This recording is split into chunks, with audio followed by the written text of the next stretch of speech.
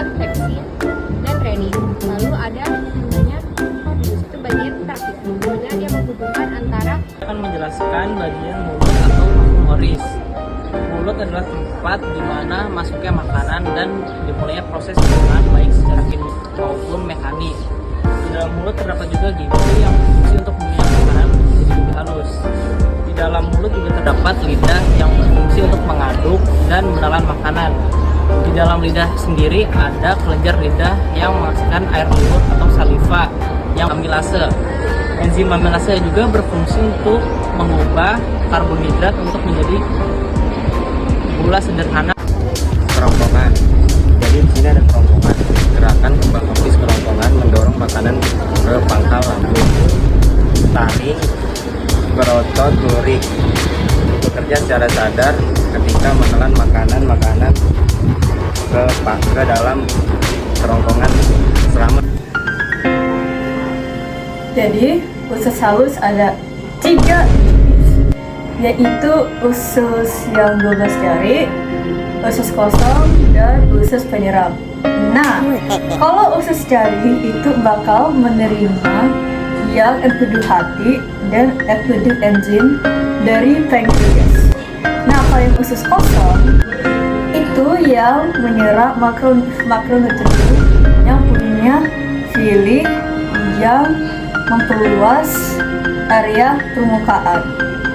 Nah, kalau yang usus penyerapan itu menyerap vitamin B12. Ini ada usus besar. Usus besar adalah proses pencernaan makanan dari usus halus menuju usus besar dan menjadi testis. Nah, itu juga ada bakteri namanya spesies E. coli, yaitu membantu proses menjadi testis dan berperan dalam penyerapan air. Nah, gue mau jelasin di sini ada masalah pencernaan. Yang pertama ada gastritis atau radang lambung. Ini terjadi karena HCl makanan itu terlalu tinggi, jadi menyebabkan lambungnya naik ke lambung. Nah, yang kedua tuh ada diare. Diare itu terjadi karena adanya bakteri atau virus yang terjadi di dalam pencernaan. Yang ketiga itu ada emah. Emah itu terjadi karena telat makan, terus kurang banyak minum soda. Nah, keempat itu ada yang namanya sembelit. Sembelit terjadi karena kurangnya serat saat makan, itu kurang serat. Nah, terus yang kedua kurang minum, dan yang ketiga itu kurangnya bergerak atau beraktivitas.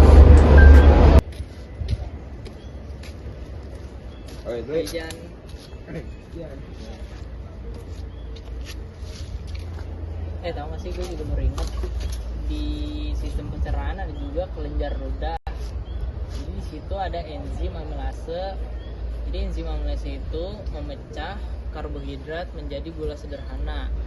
Ada juga di lambung, yaitu kelenjar lambung yang terdapat enzim peptin protein atau pepton.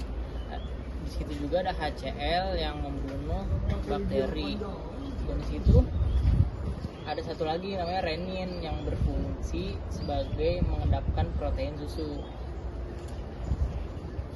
Ada lagi kelenjar hati, sekresi cair empedu yang berfungsi mengemulsi lemak. Kelenjar pankreas,